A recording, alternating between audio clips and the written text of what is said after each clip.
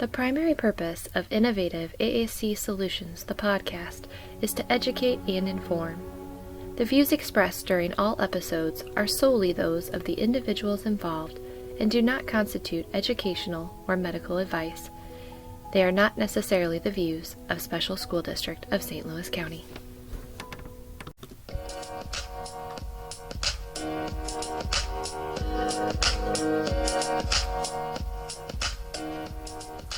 Hey guys, welcome back to another exciting episode of Innovative AAC Solutions. We're your hosts. I'm Laura Hayes.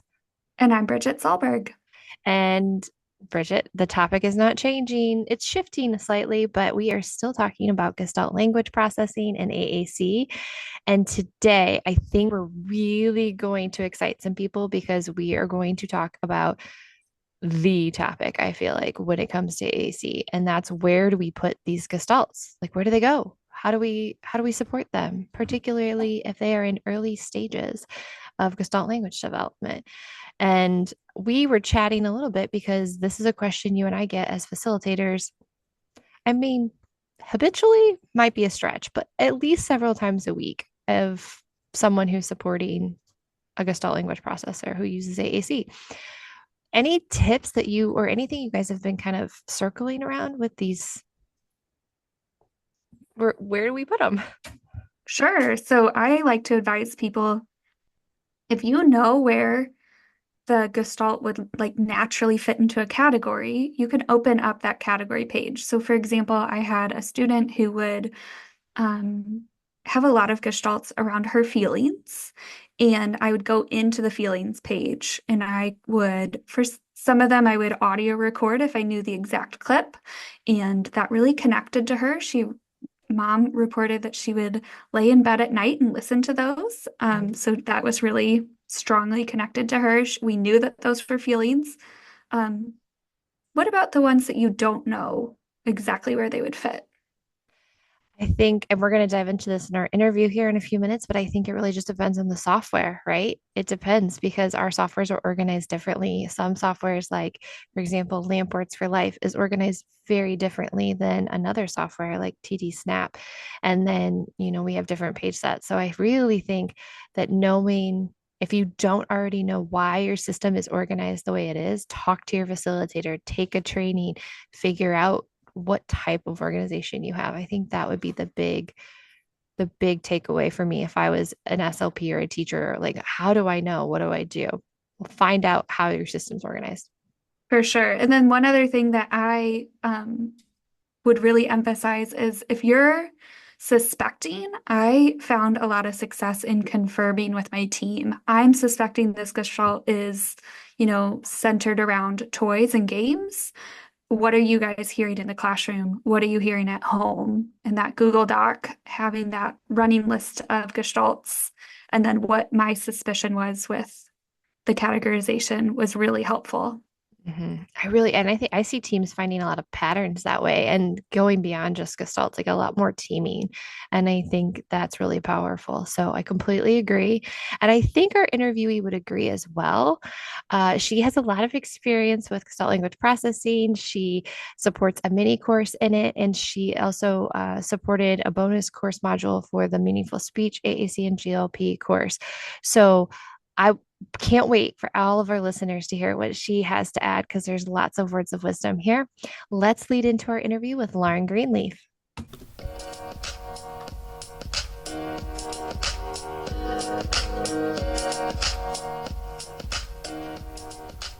Hey guys, welcome back to Innovative AAC Solutions. Today I am here with someone who is amazing because A, our names are so similar, and B, because she's also just amazing. I'm here with Lauren Greenlief. Thanks for coming on the podcast, Lauren. Thanks so much for having me. I'm really excited to chat with you. I'm not a betting person, but I feel like this episode specifically, we're doing our whole season on GLP and AAC. I feel like this episode is going to be one of everyone's favorites, not just because it's you, but just because this topic is so important and one that I think people are still trying to get a hold of. Um, Absolutely. Yeah, it's a tricky one and there's a lot yeah, of navigating to it. So yeah. I'm excited to chat about it. Yeah. So let's before we dive into the topic at hand, can you just give the listeners a little bit about your background, your path related to AAC, and then also what did your journey with GLP look like? Yeah. So I've been a speech therapist. I'm going into my ninth year, and I was actually one of the fortunate ones who got AAC experience in undergraduate and graduate school. So I really, actually in undergrad, I was like, I think it's cool. I don't really know. And then in grad school, I had this amazing mentor, and I was like, this is what I want to do with the rest of my life. It's perfect. It's amazing. There's nothing better than like being able to provide a voice to somebody. And I know it's like a really hard to digest like topic for a lot of people. So yeah, I started in the school systems. I've been working in the school systems for 8 years now. Um, Pre-K to 12th grade. I did a lot of like older grades when I was in my first couple of years out. I've also been in a lot of districts, well, only a couple of districts, but a lot of different buildings. So constantly like changing teams and navigating all of that stuff. I went on maternity leave about 2 years ago and decided I needed something new and different. And I started my own practice. So I have a private practice that exclusively does AAC and a lot of GLP. So that's kind of what's kind of taken me here in a short 30 seconds for you. And then with the GLP stuff, I started following Meaningful Speech like when they were kind of new to the Instagram world. And I was like, you know what? There's a lot here. Like I really need to start unpacking this. I really need to start navigating this because I was never taught to extinguish gestalts or anything like that. And I was really taught to like model language from their perspective. So I felt like I had a base, but there's so much more to it than that. So I dove in head first. I took the meaningful speech course, and then I really was like, I have a lot of kids that aren't speaking yet or are using AAC. Like, how does this like connect? What's the navigation piece? Where does this integrate? And I just kind of started trying things and putting things out there, just like most of us trying to figure it all out. And then that led me to creating a Facebook group. So if you're in the AAC and GLP Facebook group, that was me. I've since given up my duties on that because it was a lot to manage, but I really felt like we needed a place to exclusively focus our conversation on AAC and GLP. Because there were so many questions around it, but I needed it all in one place. So that was really where all that started, and I've just kind of taken off from there. And you've done I mean, you did an amazing job moderating that. It was not like you mentioned, it's a lot, it's very time consuming, not an easy task. If Yeah. someone is looking for that group, I think the exact title is AAC and Gestalt Language Processing. So we'll put that in the show notes. But you also did author a bonus module for I feel like I have to mention that too and give you Yes, I accolades did. because it was a great bonus module for the AAC and GLP course for meaningful speech too. Yeah, yeah, and I've done a lot of like local presentations, and I did one at AAC in the Cloud a few years ago with Emily Diaz, who also helped moderate that group with me when we were doing it. So I got to give a shout out to her because it was no easy feat. But it was like this really great place for people, and it still is a great place for people to come and chat. Now we have some parents running it, which I think is even cooler because they have different insight than the speech therapy world. So. Yes, 100%. And then that is another great free if you're kind of going back to just the overview of intro to Yeah. GLP and AAC. In addition to kind of listening to this season, you could go back to your guys' presentation for AAC in the cloud. It is a great 1 hour, 1 hour or 2 hour. Now I can't It was remember. only one. Yeah, it One was hour, like 1 hour simple snapshot. digestible, yep, presentation on kind of like what are the things you need to know. Yeah. So speaking of things that we need to know, let's jump into the importance of Gestalt and related to the layout designs of some of our AAC softwares. Absolutely. So it's tricky, right? Because our systems are all built with this very like core fringe vocabulary. It's designed to build sentences word by word. But what we know about Gestalt language processing is that's not how they start their language journey.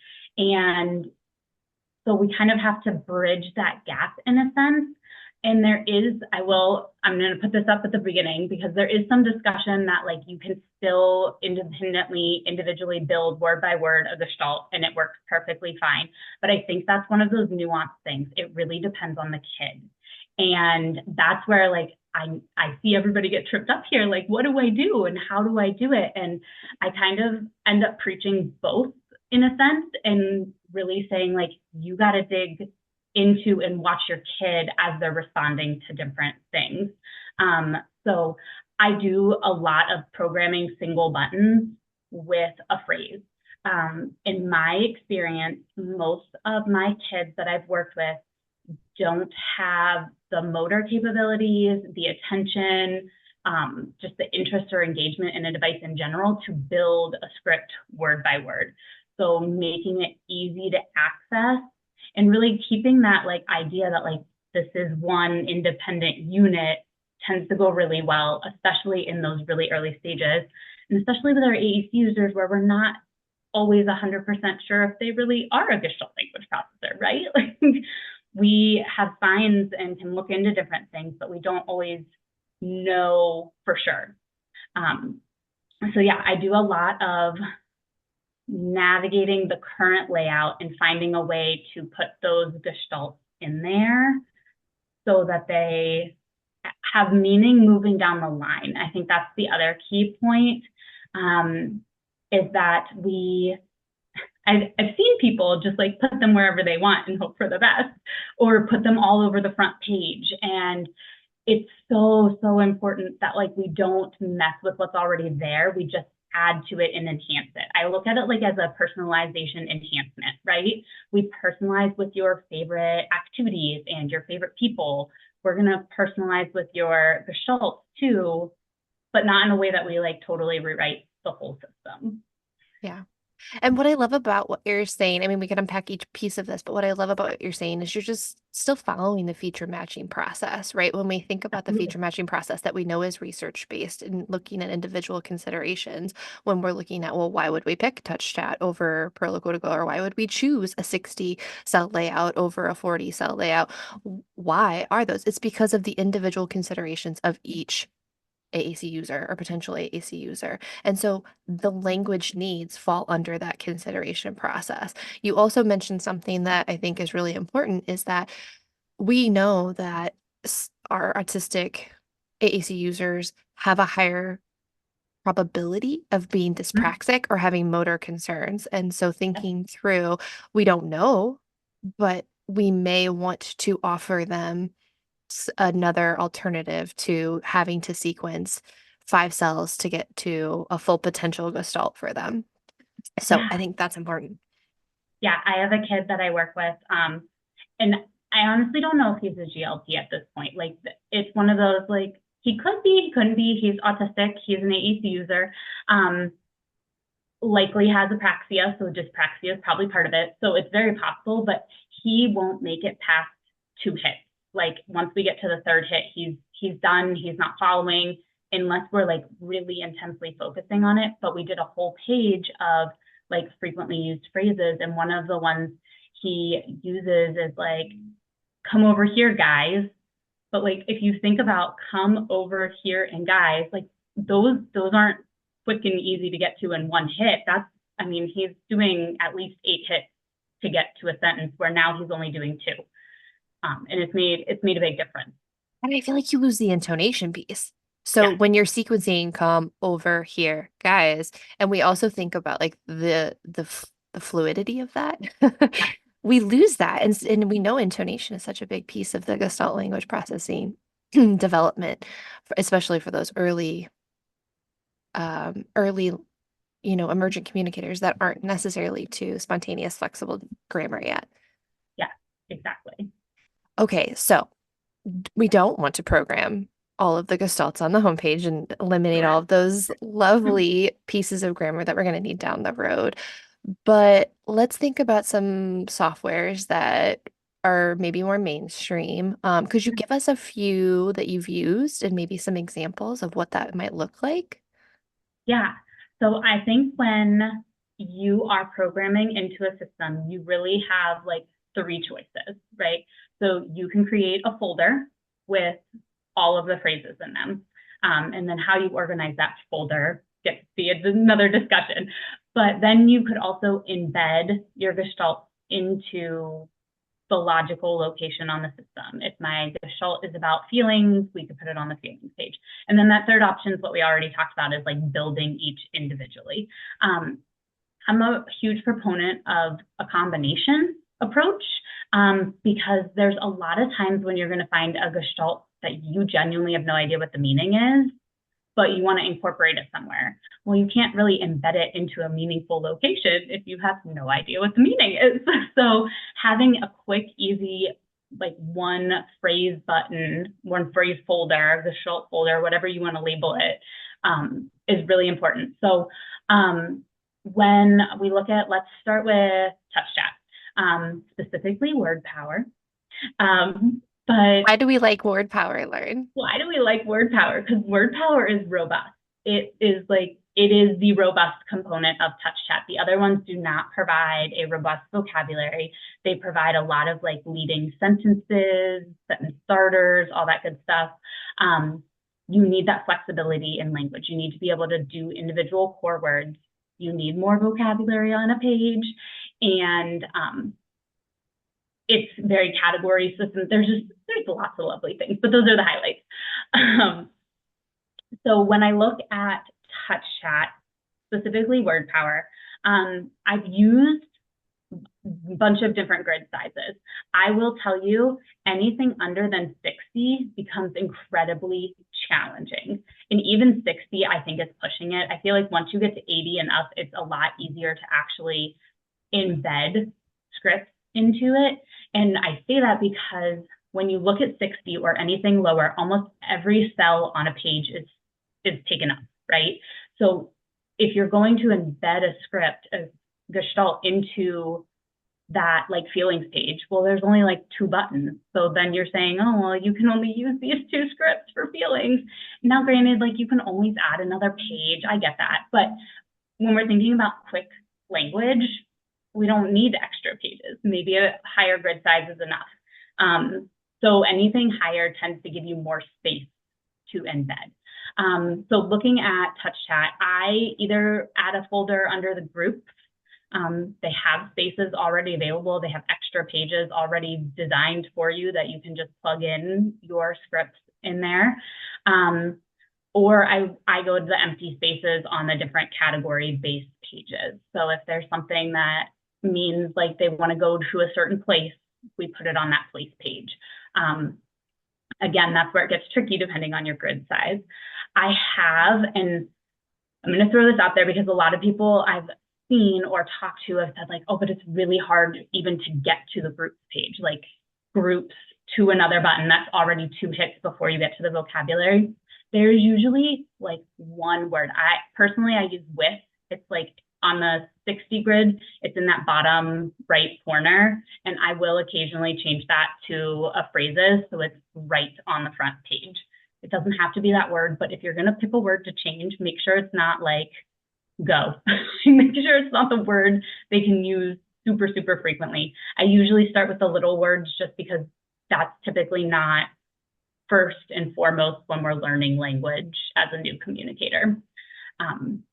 But yeah, you can also create a pop-up in touch chat. It's a little more tedious than it is in like Proloquo to Go, which we'll talk about in a minute, but you can have a button link to a new page that has like different mitigations of a script on it and then flows back down once you select those mitigations.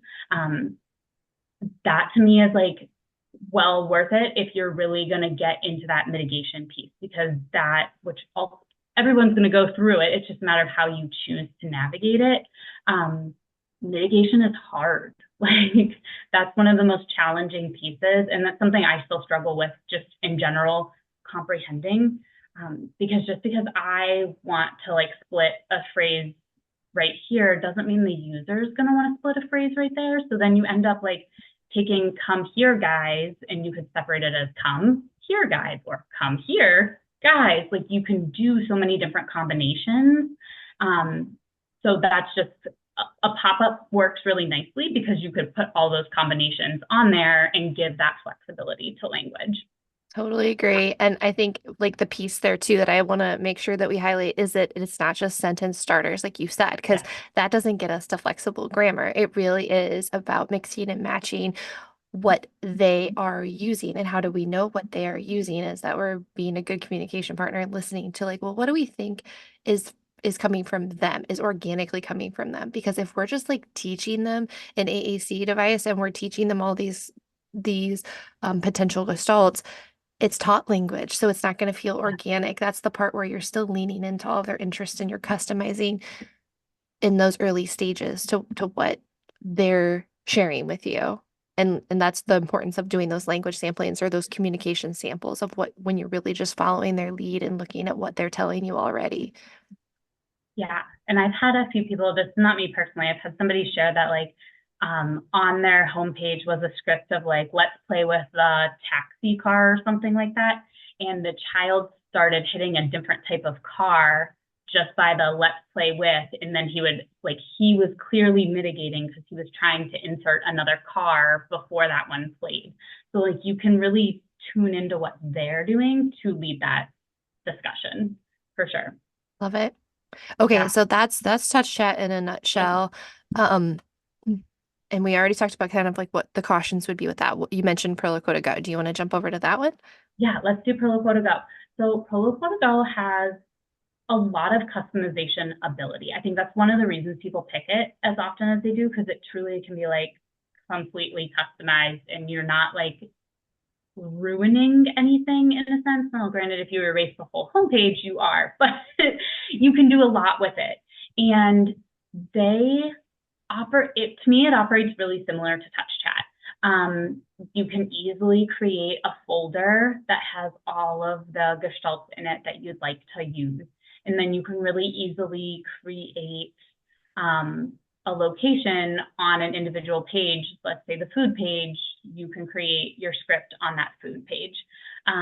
They make it seamless to add pop-ups. Pop-ups are like they're a feature of Proloquo to go. So you can actually design that button to be a pop-up. When I do pop-ups, I will add that I tend to make it a pop-up from the beginning, because then you have a motor plan to the actual script and a motor plan to the mitigation without like, oh, we learned the word or we learned the phrase, we learned the script, but now we're going to make it a pop-up. So now when you click it, it doesn't actually say it anymore. Now you have to click it again. Some kids get really like frustrated by that because they learned something and they used it and now somebody changed it on them. And we try really hard not to change stuff on our AAC users unless they specifically ask us to. And that brings me to we don't want to break apart if they've learned a motor plan and they've learned a gestalt in stage one, like if they've said, okay, let's go to the park or let's get the taxi car, we're not going to then delete that or eliminate that. Yeah. And I tell people to be really, really strategic about what you add for that reason specifically. I see a lot of well-meaning people being like, okay, we're going to teach Gestalt. And they add in like every helpful phrase in the English language. And it's great from a helpful perspective, but like those aren't necessarily gestalts for that kid, right? They didn't necessarily attach meaning to them. They didn't necessarily come up with them on their own. They might become gestalts. It's possible that they do. The likelihood of like 50 helpful phrases all becoming useful gestalts are likely not happening. So instead of just adding everything, like try it out, see how they respond. If you have a device, you could put it on your device and see what the response is. Or you can just do them verbally and see where their like attention goes. Are they looking at you? Are they engaged? Did they run away from you? Like you can learn a lot just by engaging with them and like operating that way and then add it into the system. You don't have a lot of real estate in any of these apps to just be like, I'm going to put 565 gestalts in here because these are all going to be really helpful. So yeah, that's a small digression, but I feel like it's a really important component to all of this. Yes. And again, we're forward thinking, like you said. So we're always thinking about systematic design in a customization, individualized type of way, right? So we're in stage one, but we're not just thinking about stage one. We're thinking about stage two, stage three. And we truly don't know, like you said, until we try it out. Um, it's dynamic assessment, as they like to say, right? Like we're in stage one, but we're like, are they in stage one? Like we don't Yeah. know because they're not speaking with their mouths necessarily, or they're only for some of our kids, if they have a dyspraxic component, maybe they're only saying one word, even though Mhm. their gestalt might be much longer, but they can only speak one word or the last word of the gestalt. Have you seen that too? I feel like I see Yeah, that a lot. I see that a lot for sure. And I see a lot of people thinking or like verbally, maybe we are in stage one, but on an AAC device, we're like very much in three or four. Like it's very, I always tell people, like, we're not in their brain. Like, if I could be in their brain, I could confidently say, yes, they're in this stage doing this thing. I can presume and make and like get me going and use it as a clinical decision making tool, but like I'm not in their brain. I literally can't for sure 100% no. So we gotta provide those options. We gotta lean into it and work with them. And we also know, like, just to add to yours, like, just because they do move to stage three or four doesn't mean they're going to want to access that stage one at some point. People, autistic adults all over the world have told us, like, we access gestalts on a regular basis, even though we can develop perfectly like novel grammatical sentences. So do not delete anything and keep it in the Yes. same state. Keep like, Yes. don't, there's nothing worse than like trying to find what you want to say and then spending 25 minutes trying to find it because somebody moved it. Yep. I always compare it to like getting a new phone. I'm like, oh, if I just had my old phone and be in the same spot, where is it? Yes. Yeah. Where did it go? Yes. Yeah. No, something always ends up, I'm like, oh, I'm calling somebody. That's not what I wanted to do. That's supposed to be the text message button. Yeah, Oh, it's that's definitely the same thing. the worst. Okay, Yes. so anything else about Perliquitico that you think that we would need to highlight when customizing, or any other systems that you think that would be helpful for people? Because they're so different. Like, Yeah. and that's and this is why there's an entire course on it with bonus Yeah. modules for each individual software, because there's just so much that we can't touch on in just today's interview. Yeah. And I feel like everybody's always making updates to their apps too, especially knowing that this kind of stuff is coming. Um, let's talk about LAMP for a minute, because that is probably the hardest to do. That doesn't mean that you can't do it. And I think that's a very clear, like I've seen several places, people are like, well, that can't be a Gestalt language app. And I'm like, no, no, no. Like it still totally can be. You can work with it. It wasn't designed to be one, but that doesn't mean that we can't make edits and customizations. They've designed that part for a reason. Um, so the two places I typically tell people to go, mine doesn't actually have anything under it other than mine. So Yeah, the that's like, page mine, like yeah, not your your page device, mine. but yes. Yes, the page mine in the top top left um, is pretty much an open slate. So you can add gestalts under there. When I add them, I try really hard to consider the motor planning piece. It doesn't always work because sometimes like your motor planning is going to be the same for multiple gestalts. When I say what I try to do is the motor planning, I'm taking like the highlight of it. Come here, guys. Come is like the important word, right? We are trying to get someone's attention and gain them to see us. So I would go in the location where you would start the come to get that one verb itself. Um, so like that's a nice lineup is one of the other ones we have, and I have it on the up button because that's the one that like makes the most sense. And by up button, I mean like on that grid, that's where up would be if it were there. I know it's hard like to not visually see at the same time, but consider where you're going to go when you do that individual word and use that location.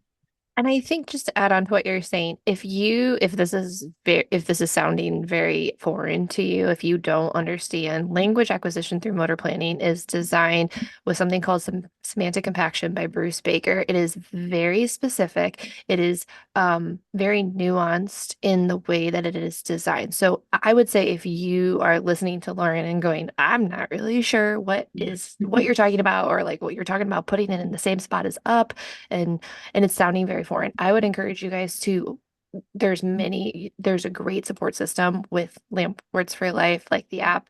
John Holleran and Cindy have done a really great job of giving background information. There are full day trainings that you can attend, but there's also really great videos online that talk about it. They have a great YouTube channel. So maybe go and watch those first, and then this would make a little bit more sense.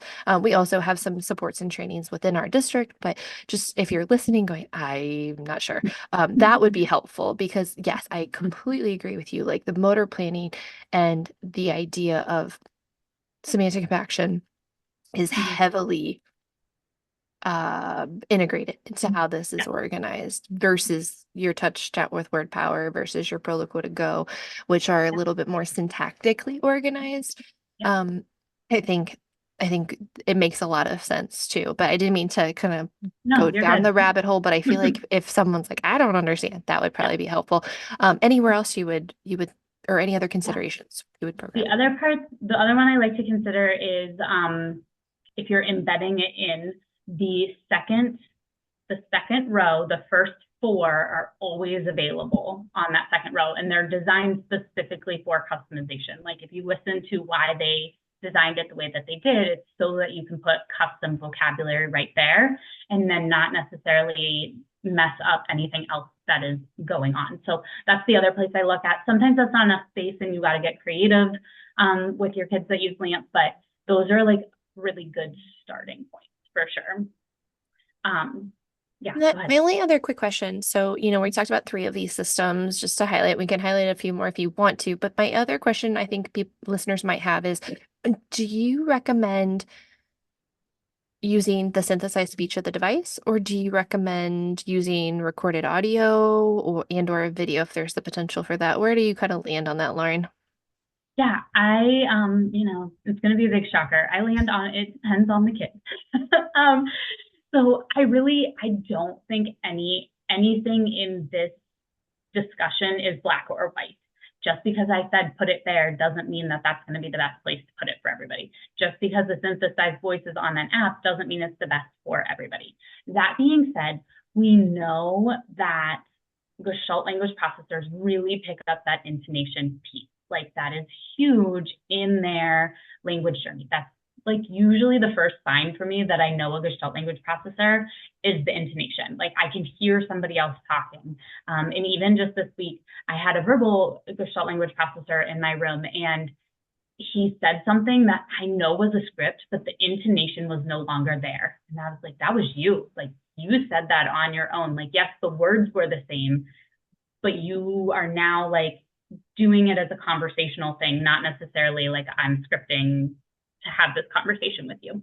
Um, so it, slight side note there, but when you can add in recorded audio, I think it's really, really helpful for a lot of kids. Videos, you can really only add those into touch chat for cough drop. You can finagle them into TD Snap. As far as I know, those are the only ones right now that you can still really work with. I think Um, grid, but you have to have the dedicated one. It's not grid okay, on the iPad. But again, it's very, very nuanced. So yeah. yeah, yeah, and I am for that if we know the plan for the future, or if you can explain to me why you're doing it. I see people just adding videos to add videos and hope that it works, and there will be sometimes that it does and it'll be great. But if you can, like, for me, when I've used them, it's when kids like really needed that like initial engagement piece, like the device language and even just the recordings like weren't doing enough to support their language. So we put the videos in and it really did. It made a huge difference. I've also had kids though where I got the like clip slightly wrong, and then they press the back button, like the rewind button, but it doesn't rewind. So it just like ends up freezing essentially. So you want to be strategic about when you actually use video. But yes, anytime you can add like that intonation piece into it, a really natural way to do it too is to use voice smileys. Those come on all devices. You have to use the acapella voice on the device. So when you're in like the device settings, it's the red A next to, I think it's Ella and Josh are the kids, if I'm right. Yeah. Yep. But that's just a matter of how you program something. So it's like a capital letter and an exclamation point. Not every word does it. But I've had kids that are really like drawn to those. And I do find that the ones like the phrases they picked are mitigatable. Like they are pretty relevant. There's a couple single words in there. But they're pretty like, it's like stop. They're important single words, so it's okay. But yeah, that's another really nice way to tap into it, because I also know that the reality is we don't all have days and days to program, right? Like we are not all like sitting there twiddling our thumbs going, oh, I'll just add in 15 video clips today because I have the time to do that. Like we want to give the kids the best for their language acquisition, but we don't need to overdo it. Like we don't need to do it just because we think it's going to make a difference. Like we should be looking at that before we spend hours programming a device just to meet the needs, because those might not be the specific needs for that kid. Mm-hmm. And I hear you saying kind of something that we've circled back to a couple times already this season, in the sense that there's no cookie cutter recipe for this. It's you're constantly thinking as a clinician, using your clinical judgment as to what does this individual need, what's working, what's not working. As Kate Flaxman likes to say, a good AAC is still good AAC, right? So Absolutely. we're doing good practices, we're modeling, we're using native language input. Single words are not necessarily bad. Like we need things like stop and go, and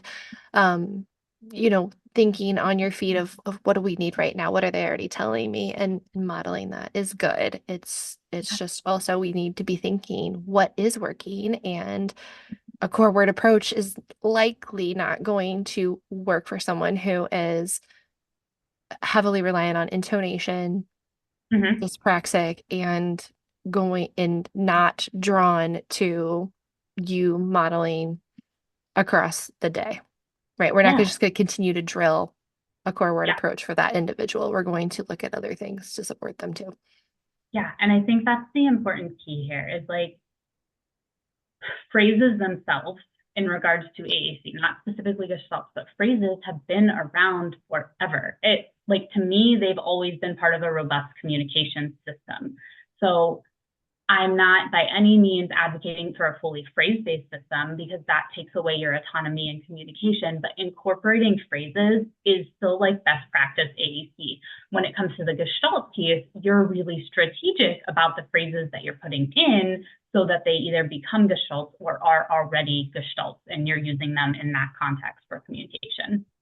I love how you put that together. I think that's so important, because I feel like that is a take-home message, right? Even people that love Lamperts for Life, I always tell them that Bruce Baker designed Unity with both efficient phrases and semantic compaction. Like that design is there because we need both. And there's a lot, like you said, a lot of research there. And it's for Gestalt language processors, it's just about finding individually in those early stages what they're tuning into, what the soundtrack looks like, as I like to say. Yeah. Okay. If someone's not sure what to program, Lauren, what are some good resources or things to think about? I feel like we've really kind of given some, but anything else you would add? Yeah, no, I want people, when you're like trying to figure out what to do in a snapshot, this is my process. I take a full communication inventory. And people overwrite that all the time. Like, I want specifics. Tell me exactly what that kid is doing. Because I've had people come to me and they're like, oh, well, we were working on a phrase for more, and they didn't pick it up all year. And then it's like, but they could find more. So like, why would they want a phrase for it when they're already clearly telling you that? So don't underestimate the power of really doing that like full inventory. What can they already do? And then this is where the curiosity piece kicks in, especially for our AAC users, especially for the ones that don't have any verbal language. What are they doing? What are they watching? What are they listening to? What are they interested in, engaged with? You all have had like that one voice that you've like heard some, and like you can hear them coming down the hall, and you're like, I'm gonna stop in this room real quick so you can like avoid a conversation. Like people have really distinct voices. Characters have really distinct voices. There's a lot of like distinction in that intonation piece. So try to tap into what they're interested in and see how you can recreate that within a language system. I always like to give the example of like people who are really interested in Peppa Pig, right? Peppa Pig has a British accent. Well, maybe if the device had a British accent, like that could cause the kid to be more interested and absorb that language better than just that synthetic voice that's already on there. So really getting into it, like really trying to figure it out, and then picking a couple, trying a couple, either on your system, on their system, just verbally, like try it out. And if it goes well, add it in. And if it doesn't go well, you can keep trying it, or you can just let it sit over there and you tried. And that's all we can really do in this process is try and hope that we're hitting the right needs of our communication partners. But I really think that when you stop and you get critical about it, when you think about that kid specifically, it helps a lot. I want to discourage everybody, not to sound negative, but I discourage you from like just picking a general phrase and giving it to every kid ever that's on your caseload and just hoping that it works for people. I see a lot of like let's mitigations, like let's go outside, let's go eat this. And those are really, really useful. And I'm not by any means saying don't use them. I'm saying make sure you're picking the right one. Like we don't need 85 let's buttons programmed into the device. It's okay to have one really good one, and then you can start mitigating it down the line. Or maybe let's isn't motivating enough for that kid. Go to their favorite TV show and pick something that comes from there that's the same concept. So yeah, that's kind of my like in a nutshell. That's how I navigate it. Mhm. Yeah, we want stuff that's mitigable, but it doesn't have to be in those early stages. Let's or it's time for, or what's another one people use? Like we're WER, WE apostrophe RE. I think that those are the ones that people kind of gravitate towards. And yeah, if it lands, if it's something that means a lot to them, like if they're like, let's go. Okay, then that's fine. But Mhm. ready, set, go is one that I think people they hear from parents and is picked up naturally. And so that's okay. Yeah. I've had one where it was gotta get some more. Like it was something from a TV show that they picked up on. Like Peppa Pig is another one, Bluey. Oh Mhm. Biscuits was one that I heard. And so Oh Biscuits, it's a short one, but we could do Oh Biscuits. Oh Rats. Oh Bummer. Yeah, and I really do feel like if you are naturally talking to people, if you are just talking, that language is natural. That language is mitigatable. When we talk about something that's not mitigatable, we always use the like to infinity and beyond example. Like, there's not a lot you can do with that. Like, those aren't words that we're like consistently using in our language. Could it technically be mitigated? Yeah. Technically anything can be. What you're looking for is, do people understand what the kid is trying to say? And does it meet what they're trying, like, does it actually meet the function that they're trying to communicate? And I think we get a little hung up on, oh, it didn't start with this contraction, or it didn't start with this word. And that's not the important piece here. The important piece is that they're able to communicate what they need and what they want, and we're able to grow that into more novel language. Yeah, my take-home message, I think, when I'm hearing you talk is like it's not about what's making it easier for us to understand. It's about what is natural for the AAC user and our communication partner that we're trying to support. Anything else you would not do with Um, considerations? You mentioned not yeah, just doing a bunch of standardized gestalts. We kind of yeah. talked about like not rewriting the organization. Change, don't change the organization. I've seen a lot of people like pick a word and make it a phrase. So like they picked the go button, and go is still in the same location, but now it says a phrase instead. That's not ultimately going to help down the line when they're trying to create sentences with just the word go. So put that somewhere else. Um, those are the big ones. Like, please don't change the whole system. And please really, really consider what language is going to look like down the road. We can't operate in like silos within these stages because no one actually lives in a silo in these stages anyways. Like, we're still going to access stage one when we're in stage 3 or 4 developing novel utterances. We are still going to need some of those things. So making sure you don't delete them, don't rewrite the system, don't totally reorganize anything. And yeah, and don't just like throw everything at the kitchen sink in there and hope it's going to help. Their features are out there to help, but we don't need all of the features for every single kid. Mm-hmm. Yeah, I would agree with that. And I think just like thinking through if there's a shortcut you can add to a page that has like a lot of gestalts that are meaningful for them that you are exploring in those early stages, like consider that. Like DD Mm-hmm. Snap has that capability, TouchChat has that capability, but I would only make that consideration if I saw motor planning concerns or dyspraxia concerns or attention concerns to the point where they are not engaged in the device. And again, that's still highly individualized, but we don't want to lose access to those core words that we know are going to be important. Yeah, Yeah, and TD Snap specifically, like I've made a lot of like it opens to the quick fires page, which has a lot of gestalt, but core is still right there. And then you could switch that down the line if it ever needed to, because it really wouldn't tamper the motor planning piece to an extent that it would matter. exactly. Yeah, Okay. We've covered as much of the gamut as I feel like we could cover for an overview. absolutely. Otherwise, Yes. we're just like going to be talking about all of the things for each individual system, which would take us days. Yeah. But before I let you go though, Lauren, can you Yeah. tell our listeners, I ask everybody that comes on, what is your favorite AAC moment to date Yeah. with an AAC user? There's bonus points if it's GLP, but it doesn't have to be. What is there anything that Yeah. stands out to you? There's a lot. I'm going to be honest. It's truly my passion in life, but I will give you a GLP example because it's one of my favorites. And if you've listened to me talk anywhere before, you've likely already heard it. But I had a preschooler that I was working with a few years ago who had a really hard time transitioning into school. It was just really a struggle. You know how we tell kids, like parents, like, oh, they'll stop crying after 10 minutes. It'll be fine. That was not the case for this kid. And it broke everybody's heart, but the way we navigated it is he liked to go on walks. So we were consistently walking it. And at the beginning of the year, it started with like, we were literally in the classroom for a minute and walking, and then in a minute and then walking. And then by the end of the year, he maybe took two walks throughout the day. So he made a lot of progress. We got AAC right away for him.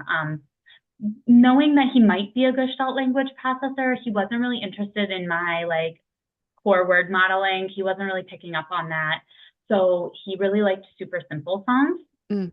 And there's a super simple song that has a little tune in it that's like, let's go for a walk outside. So we did Let's Go for a Walk. We put it in there as the video, and we utilized that every time they took a break, which luckily for us was like a lot of opportunity to really practice it. And he went in for a PT eval towards the end of the year, and the PT came to me and was like, so I saw his device, but it had videos in it. Was it supposed to have videos in it? And I was like, yeah, those are things that we're using to kind of support language. And she was like, well, he kept pressing something, but it didn't really make any sense. Well, he kept pressing, let's go for a walk. So he was telling the PT he wanted a break. He wanted to be done because that's the meaning that had created. And it was like the coolest thing because I had yet to see him like independently initiate it, really. So for him to go into a completely different environment with completely different people and to say that was just like really, really cool. And he's that kid that like that video piece really, really made a big difference for. And he was able to advocate for himself. And what more could I ask for? So yeah. I love that example because first of all, you had a moment of like teaming, collaborative effort, and education all in one with the PT. There was self-advocacy there. There was spontaneous initiation, and it got back to you. And I love it. Yeah. Yeah, I it's a love fun it. one. I like that one. So I'm guessing that was a touch chat with word power. It was touch chat with word power. Yep. We do love our Yeah. touch chat with word power. So, Yes, all we right. do. If someone wanted to get a hold of you, if they were like, I have a burning question, I need to reach out, what's the best way to get in contact with you? Yeah, so I am a little bit of everywhere. I have a website, inspireconnectionstherapy.com, so you can always message me through that. I'm also on Instagram and Facebook, same thing, Inspire Connections Therapy. So Instagram's probably the fastest. It's what I check the most frequently, but any of those options would totally work.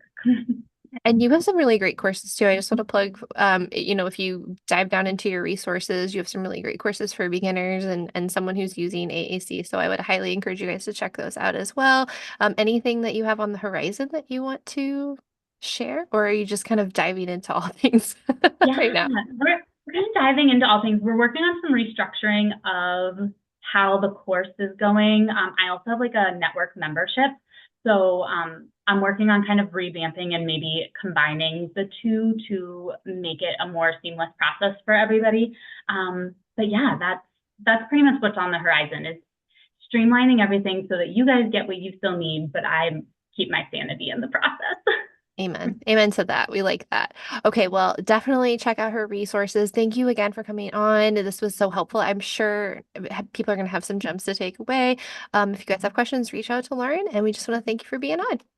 Yeah, thank you. I love talking with you.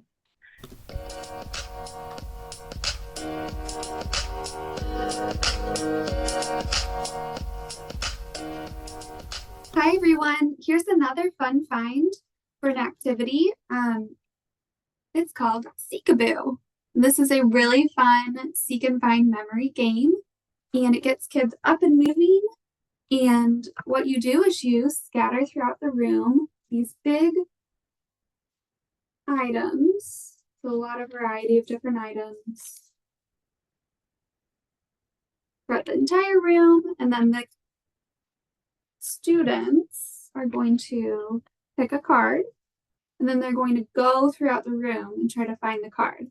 So what I like about this one is that we know when we move, language moves. So get these kids up and moving and getting an active role in trying to find whatever seeking card we're trying to find.